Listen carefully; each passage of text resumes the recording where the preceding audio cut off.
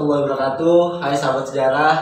Kali ini kita bertemu lagi dengan saya Gerul Dimas Wadani sebagai moderator. Dan di sini saya sudah kedatangan narasumber yaitu Bapak Hendriana sebagai guru sejarah seperti satu kelas itu. Iya. Sekarang kita pengen ngebahas tentang sejarah peminatan kompetensi dasar 2 yang membahas tentang kesultanan maritim masa Islam di Nusantara. Nah, jadi gini Pak, sahabat sejarah ada yang nanya nih, pertama kali penyebaran agama Islam di Nusantara itu kayak apa sih Pak? Baik, terima kasih Galuh atas pertanyaannya. Bagus sekali. Untuk penyebaran agama Islam di Nusantara, memang awalnya banyak sekali teori-teori yang berkembang. Ya, kita nanti akan pelajari ada 3 teori untuk penyebaran awal agama Islam di Nusantara. Tapi Pak Edi pertama kali akan membahas mengenai latar belakang bagaimana Islam di Nusantara itu berkembang. Informasi mengenai kondisi Islam di Nusantara di awal penyebarannya dapat diketahui melalui catatan-catatan sejarah, terutama perjalanan para musafir seperti catatan Marco Polo dan Ibnu Battuta. Bangsa Arab, Persia, dan Gujarat memainkan peran yang besar dalam proses penyebaran Islam di Nusantara. Contohnya adalah Samudra Pasai. Samudra Pasai ini adalah kesultanan pertama di Nusantara yang bercorak Islam berdasarkan bukti-bukti tertulis, yaitu adanya batu nisan dari makam Sultan Malik As-Saleh yang berangkat tahun 696 Hijriah atau 1297 Masehi. Jadi pertama kali sejarah Islam di Indonesia itu oleh Samudra Pasai ya Pak? Betul. Dari Samudra Pasai inilah nanti akan berkembang pesat hingga ke seluruh wilayah di Nusantara. Jadi Pak, pertanyaan selanjutnya, tadi kan kata Bapak ada 3 teori-teori. Bisa dijelasin nggak Pak, apa aja teorinya? Oke.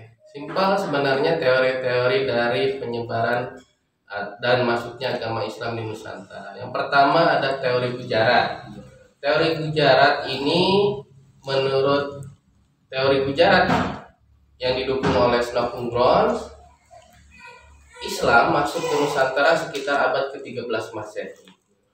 Dibawa oleh para pedagang dari Gujarat, India. Nah, disinilah mengapa Snopungron punya pemikiran bahwa Islam datang ke Nusantara itu oleh para pedagang, karena menurut Snopungron yang banyak beredar ataupun yang banyak berdiam di pesisir pantai di wilayah Nusantara adalah para pedagang itu sendiri. Jadi pedagang memiliki peran penting bagi penyebaran Islam di Nusantara. Kemudian yang kedua ada teori Mekah atau teori Arab. Teori ini diperkenalkan dan disampaikan oleh Buya Hamka dan J.C. Handler bahwa Islam ke Nusantara itu dibawa sudah sejak abad ke-7 Masehi. Dibawa langsung oleh para pedagang Arab atau para pedagang dari Jazirah Arab. Yang ketiga adalah teori Persia. Menurut teori Persia ini yang didukung oleh Husain Jayadiningrat, bahwa Islam di Indonesia ke di Nusantara dibawa langsung oleh orang-orang Persia pada abad ke-13 Masehi. Seperti itu Galuh. Jadi ada 3 teori ya Pak masuknya agama Islam itu. Pertama teori Gujarat, kedua teori Arab dan Mekah, ya, dan 3 teori tentang Persia. Tentang kesultanan nih Pak. Ya. Kita mulai dari kesultanan paling ujung barat Nusantara itu kan ada Kesultanan Aceh. Bisa minta dijelasin nggak Pak bahwa gimana sih kondisi politik, sosial, ekonomi, dan kebudayaan Kesultanan Aceh pada saat itu? Terima kasih Galuh untuk pertanyaan berikutnya. Ya. Di ujung barat Nusantara itu memang betul ada kerajaan Aceh di Pulau Sumatera. Kita akan membahas Kesultanan Aceh dari aspek politik, sosial, ekonomi, dan budaya. Yang pertama, kondisi politiknya. Bagaimana pemerintahan Kesultanan Aceh ini sering sekali dilanda konflik di antara penguasa kesultanan itu sendiri. Dari keluarga sendiri kemudian timbul intrik-intrik untuk pergantian kekuasaan. Kemudian Yang keduanya, meskipun Kesultanan Aceh itu merupakan sebuah negara Islam, kehidupan masyarakatnya masih bersifat feodal, artinya masih turun-temurun bagaimana pola pikir masyarakatnya ini, bahwa kehidupan feodal di dalam masyarakatnya masih terjaga dengan baik. Kemudian yang ketiga adalah dari aspek ekonomi, bagaimana komoditas Kesultanan Aceh itu di Nusantara adalah penghasil rempah-rempah dan bahan tambang. Kemudian dari aspek kesusastraan dan agama, Aceh ini melahirkan beberapa ulama ternama yang hasil karyanya menjadi sebuah fenomena, ya, seperti itu kan. Tadi kan Kesultanan Aceh di Pulau Sumatera. Beranjak kita ke Pulau Jawa, Galuh pernah dengar ada yang namanya Kesultanan Demak, Pak. Itu bisa jelasin nggak, Pak? Gimana sih lokasi dan sumber sejarah dari Kesultanan Demak itu, Pak? Oke. Untuk Kesultanan Demak itu ada di Pulau Jawa sebagai kelanjutan dari kesultanan Islam yang ada di Sumatera seperti Samudra Pasai. Kemudian ulama-ulama Pasai ini menyebarluaskan agama Islam itu berlanjut ke wilayah Pulau Jawa. Yang pertama yang akan saya disampaikan adalah sumber-sumber sejarah dan lokasi ditemukannya Kesultanan Demak. Kesultanan Demak itu terletak di Provinsi Jawa Tengah yang sekarang, sekitar tahun 1500 sampai 1568 Masehi, merupakan kesultanan Islam pertama di Pulau Jawa yang bercorak Islam. Kemudian sebelum menjadi sebuah kesultanan, Demak merupakan kadipaten dari Kerajaan Majapahit, ya, dengan rajanya yaitu Raden Patah sebagai adipati pertama di Demak sejak 1478 Masehi. Kemudian Raden Patah ini sebagai perintis sekaligus peletak dasar dari Kesultanan Demak tahun 1478 Masehi. Kesultanan Demak ini juga merupakan pelopor bagi penyebaran agama Islam di Pulau Jawa dan Nusantara, khususnya ke wilayah kita di Banten. Jadi Demak merupakan pionir bagi penyebaran agama Islam di Pulau Jawa. Pak, kalau kondisi politik, sosial dan ekonomi serta budaya di Kesultanan Demak ini kayak gimana sih, Pak? Oke. Berikutnya, bagaimana kondisi politik, sosial dan ekonomi serta budaya di Kesultanan Demak. Masyarakat Demak menjalankan kehidupannya berpedoman pada ajaran Islam. Kemudian kaum ulama di sini ditempatkan posisinya secara terhormat dalam susunan kemasyarakatan dan pemerintahan di Kerajaan Demak, sehingga sangat dihormati, dijunjung tinggi para alim ulama ini. Kemudian Kesultanan Demak merupakan kesultanan yang sangat makmur. Mengapa? Karena bidang pertaniannya ini bisa menghasilkan beras yang berlimpah ruah. Dan sebagai seorang sultan, Raden Patah juga dikenal sebagai orang yang mencintai kesenian, terutama wayang kulit dalam hal ini. Demak itu mencapai puncak kejayaannya pada masa Sultan Trenggana atau Trenggono sekitar tahun 1521 sampai 1546 Masehi. Sultan Trenggono ini berjasa atas penyebaran Islam di wilayah kekuasaannya di Jawa Timur dan Jawa Barat serta seluruh Kesultanan Demak. Dulu pengen nanya sih, Pak, gimana sih kalau tentang Sultan Banten, khususnya lokasi dan sumber sejarahnya dulu, Pak? Ya, Sultan Banten. Oke. Berikutnya itu Kesultanan Banten atau rumah kita sendiri di sini sebagai generasi muda Banten. Banten terletak di wilayah paling barat Pulau Jawa. Wilayahnya tidak sekedar wilayah Pulau Jawa saja. Kekuasaan Banten itu melingkupi juga wilayah Pulau Sumatera bagian selatan seperti Lampung dan Sumatera Selatan itu sendiri. Kesultanan Banten ini menjadi urat nadi pelayaran dan perdagangan Nusantara yang melalui Samudra Hindia. Nah, sumber-sumber sejarah dari Kesultanan Banten itu sendiri ada dua. Yang pertama dari Wahaten Girang dalam naskah Cerita Parahyangan. Yang kedua adalah Medanggali dalam Tambo Tulang Bawang dan Primbon Bayah. Pertanyaan yang sama dari sebelum-sebelumnya Pak, kalau kondisi politik, sosial, ekonomi, dan kebudayaan di Kepulauan Banten itu seperti apa Pak? Ya. Banten mencapai kejayaannya di masa pemerintahan Sultan Ageng Tirtayasa. Karena Sultan Ageng Tirtayasa ini memiliki kepemimpinan yang pro rakyat. Kalau kita menarasikannya untuk bahasa anak muda itu pro rakyat. Kemudian Banten semakin mengembangkan perdagangannya dan melakukan monopoli atas komoditas lada di Lampung dan di Banten itu sendiri, karena pada masa Kesultanan Banten ini komoditas utamanya adalah lada hitam dan lada putih.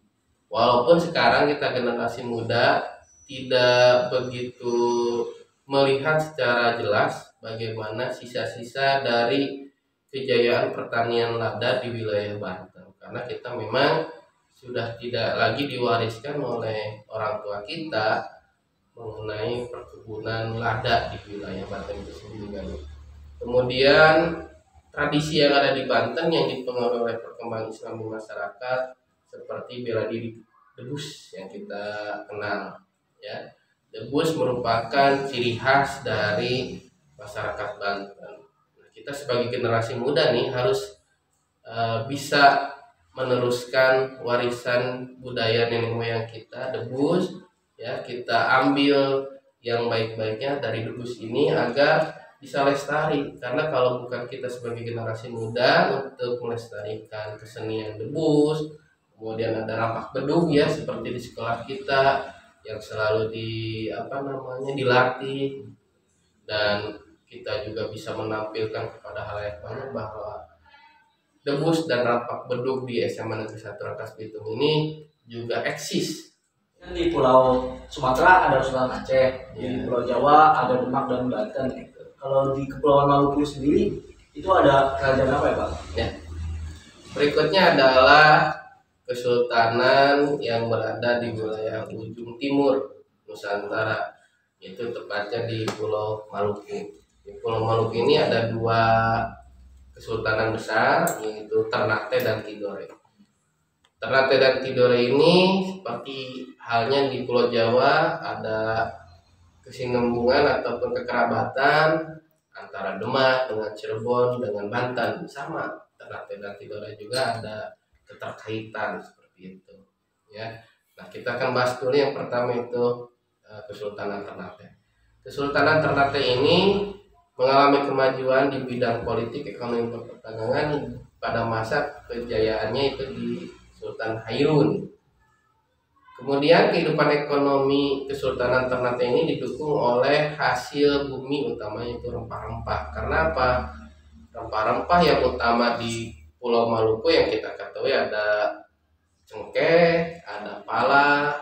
Nah, cengkeh dan pala ini sangat dicari oleh para pedagang Eropa. Kenapa? Karena masyarakat Eropa sangat membutuhkan rempah-rempah untuk mengawetkan bahan makanan, membuat minuman yang bisa menghangatkan tubuh. Kalau sekarang masyarakat Eropa mungkin mereka membuat bir atau minum bir untuk menghangatkan tubuh mereka. Tapi zaman dulu itu belum ada bir. Mereka masih menggunakan rempah-rempah untuk menghangatkan tubuh mereka dengan cara membuat minuman. Kemudian Kesultanan Ternate memiliki andil yang sangat besar untuk penyebaran agama Islam di wilayah Indonesia dan Nusantara bagian timur. Karena para pedagang Eropa inilah yang memang tujuan utamanya adalah ke wilayah timur, tepatnya di Kepulauan Maluku. Dulu namanya Molucas. Nah, disinilah tempat atau pusat dari rempah-rempah yang sangat dicari oleh pedagang Eropa setelah mereka singgah di Konstantinopel. Dari Konstantinopel mereka pindah ke wilayah India, ada pelabuhan Gujarat, kemudian mereka berlayar berlayar mengarungi samudra dan akhirnya singgah di pelabuhan Selat Malaka, kemudian ke wilayah Banten, Demak, dan akhirnya mereka menemukan yang namanya Kepulauan Maluku sebagai penghasil rempah-rempah. Selain Ternate juga ada Kesultanan Tidore. Kesultanan Tidore ini secara geografis terletak di wilayah Maluku antara Sulawesi dan Papua. Menurut sejarawan Belanda, De Klerk, bahwa Tidore dipimpin oleh seseorang yang bernama Hasan Shah. Namun bukan pertama-tama karena letaknya yang strategis membuat kedua kerajaan ini atau kesultanan ini seperti Ternate dan Tidore penting dalam kancah aktivitas dan lalu lintas dunia, melainkan juga karena posisinya sebagai penghasil rempah terbesar itu sendiri.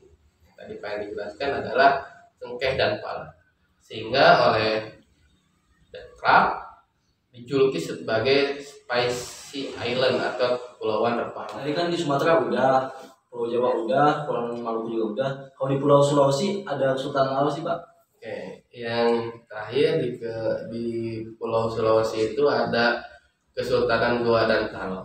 Ya, jadi Kesultanan Goa dan Talo ini dalam pemerintahannya berada di wilayah Makassar, Sulawesi Selatan. Kesultanan Goa dan Talo sering juga disebut sebagai Kesultanan Makassar karena wilayah kesultanan ini sekarang berada di bawah Kabupaten Goa yang sekarang. Kemudian kondisi politiknya berkembang ketika dipimpin oleh Sultan Hasanuddin yang kita kenal dengan julukan ayam jantan dari timur, yang menjalin hubungan baik dengan Portugis disebabkan karena adanya ancaman VOC yang hendak memonopoli perdagangan rempah-rempah di Maluku. Dalam kehidupan sosial sehari-hari, masyarakat Makassar sangat terkait dengan norma dan adat yang mereka anggap sakral. Kesultanan Goa dan Talo kaya akan beras, daging, kemudian kapur barus hitam. Hasil kebudayaannya yang terkenal dan sampai sekarang masih eksis adalah perahu pinisi untuk berlayar mengarungi samudra. Kepada Bapak Hendriana telah memberikan materi-materi sejarah khususnya tentang Kesultanan Islam di Nusantara. Sampai jumpa teman-teman di video berikutnya. Jangan lupa di like dan di share video ini jika teman-teman merasa video ini bermanfaat. Di share ke seluruh teman-teman kalian semua. Jangan lupa juga buat subscribe channel ini Viva Historia. Terima kasih. Mungkin ada Bapak yang disampaikan? Ya, dari Pak Henry ingin menyampaikan tetap jaga protokol kesehatan di masa pandemi ini, gunakan masker, jangan lupa mencuci tangan dan tetap jaga jarak, kemudian tetap berbahagia. Terima kasih. Sampai jumpa teman-teman.